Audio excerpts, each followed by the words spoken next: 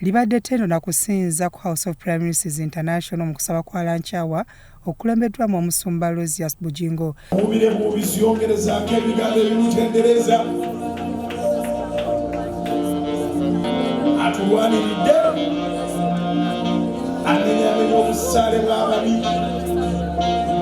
Asinzidde wano n'akoowola abalokole n'abatali balokole okujja okwetaba mu kusaba kwa Good Friday okuliyonga ennaku z'omwezi 18 April ku Canaan Land.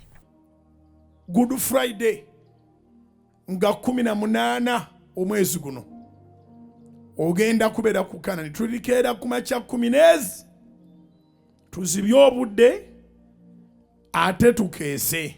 Kijja kuba kiyitirivu. Enkuba keetonnya omusana kegwake kijja kuba kiyitirivu. Twetegese nnyo okusinga bwe twetegeka bulijjo.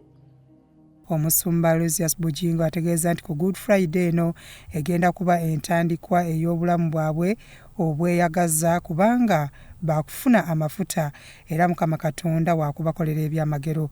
So Good Friday ejja kuba yakwanointinga ng'otoola amafuta agagabana ku ssente ezisembayo mu financial year.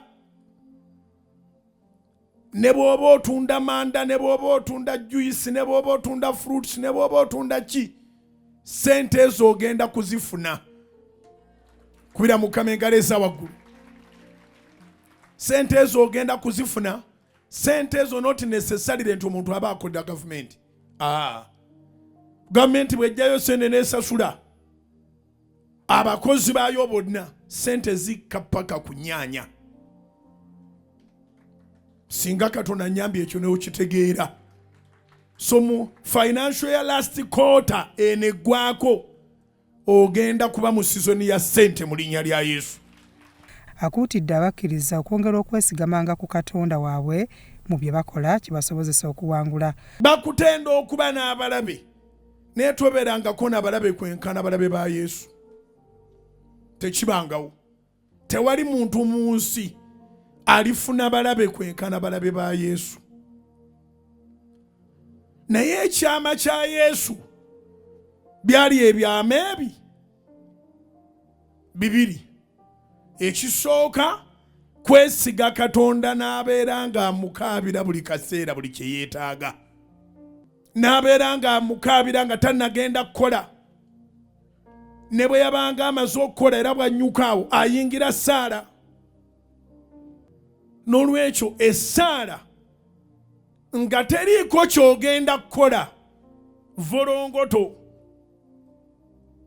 Essaala nga teriko ky'ogenda kukola oyo aba volongoto.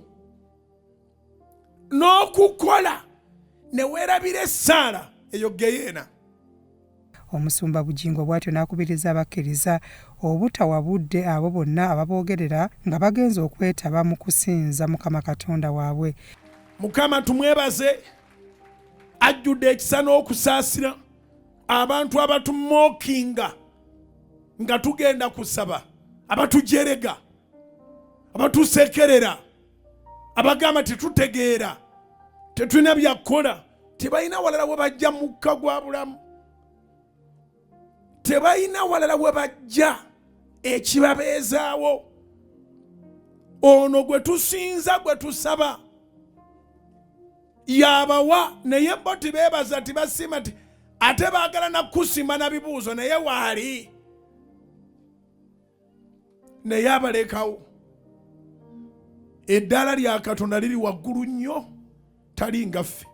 Gwe gw'ogamba nti afeewo yaga nti abeerewo gwakufiiriza ki? Njamuwa omukka n'obulamu okutuuka lwalyenenya. Naffe baatuwa buwikakisa. Byakintu Ismail akuyita mu kusaba kwa Good Friday genda kusoma 18 April ku Canaan Land.